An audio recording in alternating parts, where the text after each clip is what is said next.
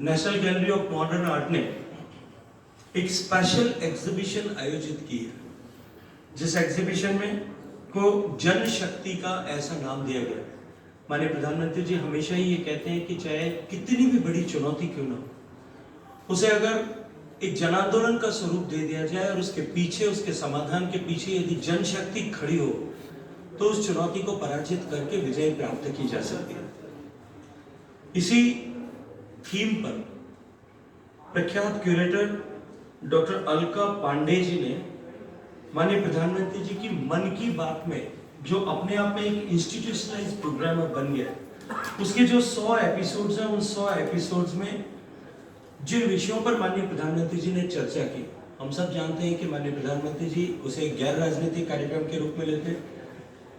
ऐसे विभिन्न विषय जिनको लेकर के देश एक प्रेरणा को प्राप्त कर सके, देश एक नए उत्साह के साथ में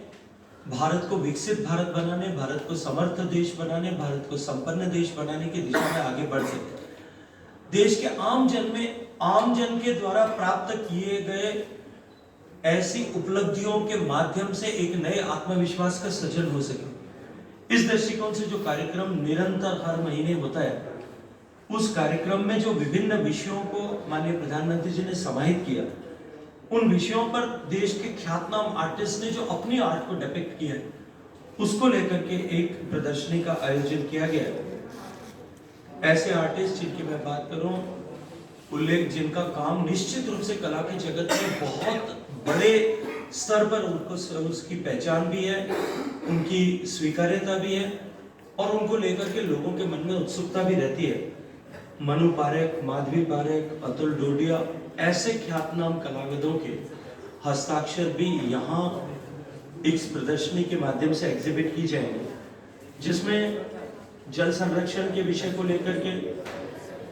महिलाओं के सशक्तिकरण के विषय को लेकर के, कोविड के कालखंड में कोविड अवेयरनेस को लेकर के, स्वच्छ भारत मिशन को लेकर, एनवायरमेंट को लेकर के, क्लाइमेट चेंज के विषय को लेकर के, ऐसे सारे सामाजिक सरोकार के महत्वपूर्ण विषय पर माननीय प्रधानमंत्री जी ने जो मन की बात में चर्चा की और उस चर्चा से प्रेरित होकर के उन्होंने अपनी कला के माध्यम से उसको दिखाने का जो प्रयास किया, उसकी यहाँ प्रदर्शनी आयोजित की जाएगी। इस तरह से देश के जब सभी व्यक्ति, सभी लोग इस सेवा सप्ताह के साथ में, सेवा पखवाड़े के साथ में अलग अलग दृष्टिकोण से जुड़ने वाले, तो हमारे कला जगत के लोग जिनकी कला के माध्यम से, जिनकी सृजनात्मकता के माध्यम से, जिनकी रचनाओं के माध्यम से